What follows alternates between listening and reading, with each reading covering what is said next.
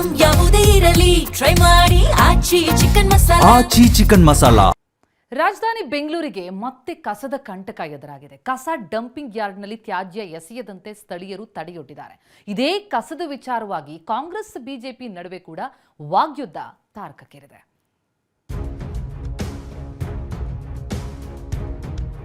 ಕಸದ ರಾಶಿ, garbage city, ಇದು ಸರ್ಕಾರದ ವೈಫಲ್ಯತೆ. ಇದು ಗೌರವದಿಂದ ಇದ್ರೆ ಸರಿ. ನಮ್ಮ ಮೇಲೆ ಏನೇ ಬೆದರಿಕೆ ಕೊಟ್ಟರು ನಾನು ಸಿದ್ಧ ಇದ್ದೀನಿ. ನಮ್ಮ ಕೆಲಸ ನಾವು ಮಾಡ್ತೀವಿ. ನನಗೆ ಕಸನೂ ಬೇಕಿಲ್ಲ, ಅನುದಾನನೂ ಬೇಕಿಲ್ಲ. ಬ್ಲಾಕ್ ಮೇಲ್ ಮಾಡ್ತಾ ಇದ್ದಾರೆ. ಗೊಡ್ಡು ಬೆದರಿಕೆಗೆ ಹೆದರ್ಕೊಳ್ತಕ್ಕಂಥ ಪ್ರಶ್ನೆನೆಲ್ಲ. ಬೆಂಗಳೂರಲ್ಲಿ ಕಸ ಡಂಪಿಂಗ್ಗೆ ಸ್ಥಳೀಯರ ವಿರೋಧ ಹೈಡ್ರಾಮಾ. ದೊಡ್ಡಬಳ್ಳಾಪುರ ಬೆಳ್ಳಹಳ್ಳಿಯಲ್ಲಿ ಕಸ ಸುರಿಯಲು ವಿರೋಧ. ಬಾಗಲೂರು ಬಳಿ ಕಸದ ಲಾರಿಗಳಿಗೆ ತಡೆ, ಬಿಜೆಪಿ ಕೈವಾಡವೆಂದ ಡಿಕೆ. ಕಸದ ಲಾರಿಗಳ ವಿರುದ್ಧ ಬೆಂಗಳೂರು ಹೊರವಲಯದ ಭಾಗಗಳಲ್ಲಿ ಭಾರೀ ಪ್ರತಿಭಟನೆ ಭುಗಿಲೆದ್ದಿದೆ. ಇತ್ತೀಚೆಗೆ ಬಾಗಲೂರಲ್ಲಿ ಬಾಲಕನೊಬ್ಬ ಮೃತಪಟ್ಟಿದ್ದ. ಹೀಗಾಗಿ ಇಲ್ಲಿನ ಜನ ಕಸದ ಲಾರಿಗಳನ್ನ ತಡೆದು ನಿಲ್ಲಿಸಿದ್ದಾರೆ. ಮಿಟ್ಟಗಾನಹಳ್ಳಿ ಬೆಳ್ಳಹಳ್ಳಿಯ ತ್ಯಾಜ್ಯ ಸಂಸ್ಕರಣಾ ಘಟಕಕ್ಕೆ ತೆರಳಬೇಕಿದ್ದ 350ಕ್ಕೂ ಹೆಚ್ಚು ಕಸದ ಲಾರಿಗಳು ನಿಂತಲ್ಲೇ ನಿಂತಿವೆ. ಹೀಗೆ ಕಸದ ಲಾರಿಯನ್ನ ಸ್ಥಳೀಯರು ಮುಂದಕ್ಕೆ ಬಿಡದ ಕಾರಣ ಕಸದ ಲಾರಿಗಳನ್ನ ದೊಡ್ಡಬಳ್ಳಾಪುರದ ಕಡೆ ತಿರುಗಿಸೋ ಪ್ಲಾನ್ ಮಾಡಲಾಗಿತ್ತು. ಜಿಬಿಎ ಅಧಿಕಾರಿ ಕರಿಗೌಡ ಸೂಚನೆಯಂತೆ ಲಾರಿಗಳು ದೊಡ್ಡಬಳ್ಳಾಪುರಕ್ಕೆ ತೆರಳಿದ್ವು. ಇಲ್ಲಿಯೂ ಅದೇ ಪರಿಸ್ಥಿತಿ. ಕಸದ ಲಾರಿ ಶಿಫ್ಟ್ ಮಾಡಿದ್ದಕ್ಕೆ ಶಾಸಕ ಧೀರಜ್ ಮುನಿರಾಜು ವಿರೋಧ ವ್ಯಕ್ತಪಡಿಸಿದ್ರು. 60ಕ್ಕೂ ಹೆಚ್ಚು ಗಾಡಿಗಳನ್ನ ನಿಲ್ಲಿಸಿ ಆರ್ಟಿಒ ಅಧಿಕಾರಿಗಳನ್ನ ಕರೆಸಿ ದಂಡ ಹಾಕಿಸಿದ್ರು. ಇದಕ್ಕೋಸ್ಕರ ತಾವು ಎಸ್ಮಾ ಕಾಯ್ದೆ ಹಾಕಿದ್ರು ನಾನು ಸಿದ್ಧ ಇದ್ದೀನಿ. ನಮ್ಮ ಮೇಲೆ ಏನೇ ಬೆದರಿಕೆ ಕೊಟ್ಟರು ನಾನು ಸಿದ್ಧ ಇದ್ದೀನಿ. ನಮ್ಮ ಮನೆ ಮೇಲೆ ಕಸ ಸುರಿತೀರಾ, ನಮ್ಮ ಮನೆ ಮುಂದೆ ಕಸ ಸುರಿತೀರಾ ಅಂದರೂ ನಾನು ಸಿದ್ಧ ಇದ್ದೀನಿ.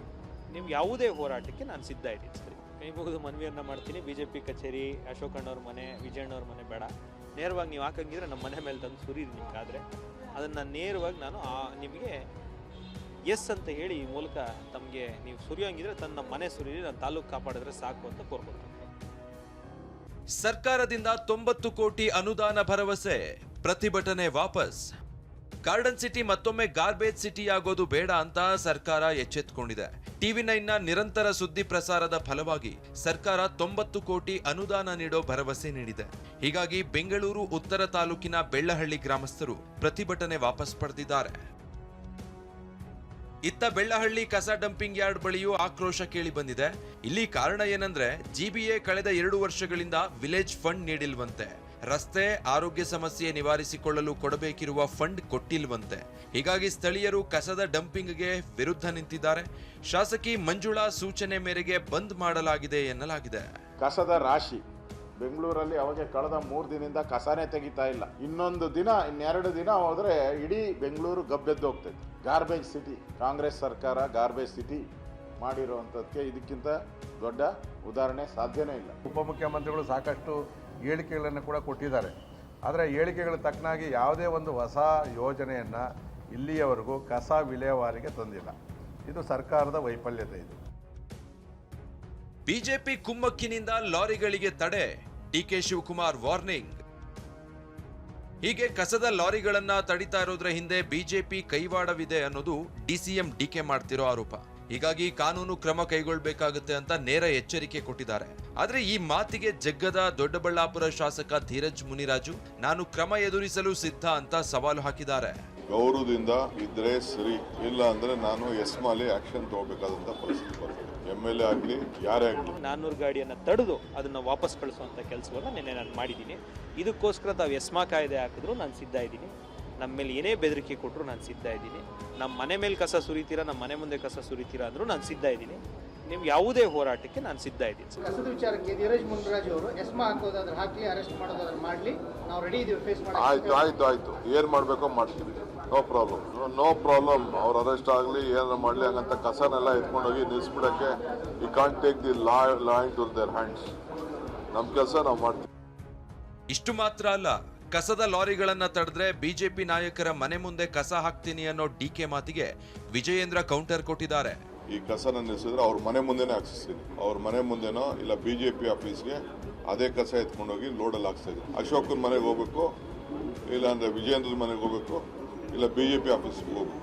ಅಷ್ಟೇ ಕೆಲಸ. ಆ ಒಂದು ಕೇಂದ್ರದಲ್ಲಿ ಅಧಿಕಾರದಲ್ಲಿ ಇರ್ತಕ್ಕಂಥ ಒಂದು ರಾಷ್ಟ್ರೀಯ ಪಕ್ಷ ಭಾರತೀಯ ಜನತಾ ಪಾರ್ಟಿ ಇಂಥ ಗೊಡ್ಡು ಬೆದರಿಕೆಗೆ ಹೆದರ್ಕೊಳ್ತಕ್ಕಂಥ ಪ್ರಶ್ನೆನೆಲ್ಲ ಅಲ್ಲೆಲ್ಲೋ ಹೋಗ್ತಾರೆ, ಅಲ್ಲಿ ಅಪಾರ್ಟ್ಮೆಂಟ್ ಅಸೋಸಿಯೇಷನ್ ಅವ್ರಿಗೆ ಬೆದರಿಕೆ ಹಾಕ್ತಾರೆ. ಏನು ಪ್ರಜಾಪ್ರಭುತ್ವ ವ್ಯವಸ್ಥೆನಲ್ಲಿದ್ದೇವೆ.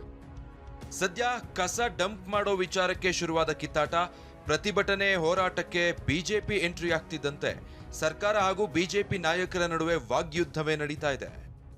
ಶಿವರಾಜ್ ಕುಮಾರ್ ಜೊತೆ ಕಿರಣ್ ಹನಿಯಡ್ಕ, TV9 ಬೆಂಗಳೂರು. ಕಸ ಡಂಪ್ ಮಾಡೋದಕ್ಕೆ ಬಿಡ್ಲಿಲ್ಲ ಅಂತ ಹೇಳಿ ಡಿಸಿಎಂ ಡಿಕೆಶಿ ಗರಂ ಆಗಿದ್ದಾರೆ. ಕಸ ಹಾಕಲು ಬಿಡದ ಶಾಸಕರ ಕ್ಷೇತ್ರದಲ್ಲಿ ಕಸ ಎತ್ಸಲ್ಲ ಅಂತ ಧಮಕಿ ಹಾಕಿದ್ದಾರೆ. ಆಗ ಜನರೇ ಅವರಿಗೆ ಉಗಿತಾರೆ ಎಂದಿದ್ದಾರೆ ಡಿಸಿಎಂ. ಕಸ ಡಂಪ್ ಮಾಡಿಸೋದಕ್ಕೆ ಕಾಲ್ ಮುಗಿಯೋದಕ್ಕಾಗತ್ತಾ? ಪ್ರಶ್ನೆ ಮಾಡಿರೋದು ಡಿಸಿಎಂ ಡಿಕೆ ಶಿವಕುಮಾರ್. ಕಸದ ಲಾರಿಗಳು ನಿಂತಲ್ಲೇ ನಿಂತಿವೆ, ಅವುಗಳನ್ನ ಒಳಗೆ ಬಿಡಲಿಕ್ಕೆ ಒಪ್ಪಲಿಲ್ಲ ಜನ. ಆದರೆ ಅದೀಗ ರಾಜಕೀಯ ತಿರುವು ಪಡೆದುಕೊಳ್ತಾ ಇದೆ. ಶಾಸಕರ ವಿರುದ್ಧ ಗರಂ ಆಗಿ ಮಾತನಾಡಿದ್ದಾರೆ ಡಿಸಿಎಂ. ನೆನ್ನೆ ನೀವು ಹೇಳಿಕೆ ಕೊಟ್ಟ ನಂತರದಲ್ಲಿ ಸರ್ ಬಿಜೆಪಿ ಕೆಲವು ಹೇಳಿಕೆಗಳು ಬಂದಿದೆ. ಧೀರಜ್ ಮುನ್ರಾಜು ಏನಾದ್ರೂ ಮಾಡ್ಕೊಳ್ಳಿ ಸ್ವಾಮಿ, ನಾವಂತೂ ಬಿಡೋದಿಲ್ಲ. ಬಿಡೋದು ಬೇಡ, ಬಿಡಿ. ಅವ್ರು ಇಟ್ಕೊಳ್ಳಿ. ಯಾರು ಬಿಡಲ್ಲೋ ಅವ್ರ ಕ್ಷೇತ್ರದಲ್ಲಿ ಕಸನೇ ತೆಗಿಯಲ್ಲ, ಕಸನೇ ತೆಗ್ಸಲ್ಲ. ಅವ್ರ ಕ್ಷೇತ್ರದಲ್ಲಿ ಜನನೇ ಅವ್ರು ಉಗಿತಾರೆ. ಎಲ್ಲ ಮೈಕ್ ಹಾಕ್ಬಿಟ್ಟು ಅನೌನ್ಸ್ಮೆಂಟ್ ಮಾಡಿಸ್ತೀವಿ. ಏನು ಕಾಲ್ ಕಟ್ಕೊಳಕ್ಕಾಗ್ತದ? ಏನು ಬೇಕೋ ನಮ್ಗೆ ಗೊತ್ತಿದೆ. ಕಸ ಎಲ್ಲಾರು ಹಾಕ್ಬೇಕಲ್ಲ, ಎಲ್ಲಿ ಹಾಕ್ಬೇಕು? ಮೊದಲಿಂದ ಎಲ್ಲಿ ಸಂಪ್ರದಾಯವಾಗಿ ಆಗ್ತಾ ಇದೀವೋ ಮಾಡ್ಕೊಂಡು ಬರ್ತಾ ಇದೀವಿ. ಅವ್ರ ಕಾಲದಲ್ಲಿ ತೀರ್ಮಾನ ಮಾಡಿದ್ದು, ನಮ್ಮ ಕಾಲದಲ್ಲಿ ತೀರ್ಮಾನ ಮಾಡಿದ್ದು ಎಲ್ಲ ಇದೇನೆ. ಕೆಲವು ಡೆವಲಪ್ಮೆಂಟು ಕೊಟ್ಟಿದ್ದೀವಿ, ನಾವು ಬೇಕಾದಷ್ಟು ಕೊಟ್ಟಿದ್ದೀವಿ. ಹಂಗಂತ ಸಾವಿರಾರು ಕೋಟಿ ರೂಪಾಯಿನ ಎಷ್ಟು ಅಂತ ಕೊಡೋಕ್ಕಾಗ್ತದೆ? ನಾವು ಬೇರೆ ಕಡೆ ಜಾಗನೂ 2 ಪರ್ಮನೆಂಟಾಗಿ ಮಾಡೋಕ್ಕೆ 4 ಮಾಡೋಕ್ಕೆ ಮಾಡ್ತಾ ಇದ್ದೀವಿ. ಸ್ವಲ್ಪ ಜಮೀನ್ದೇನೇನೋ ಸಮಸ್ಯೆ ಬಂತು, ಈ 2ಕ್ಕೆ ಫೈನಲೈಸ್ ಮಾಡಿದ್ದೀವಿ. ಟೆಂಡರ್ ಕೂಡ ಕರೆದಿದ್ದೀವಿ. ಮಹದೇವಪುರ ನಿಲ್ಲಿಸ್ಬಿಟ್ರು. ಈ ಮಹದೇವಪುರದ ನಿಲ್ಲಿಸ್ಬಿಟ್ರೆ 3 ದಿನ ತೆಗಿಲೇಬೇಡಿ ಅಂತ ಅವ್ರು ಬೇಡ ಅಂತ ಹೇಳ್ತಾರಲ್ಲ, ನಾವು ತೆಗಿಲೇಬೇಡ ಅಂತ ಹೇಳ್ಬಿಟ್ರೆ ಏನಾಗಬೇಕು?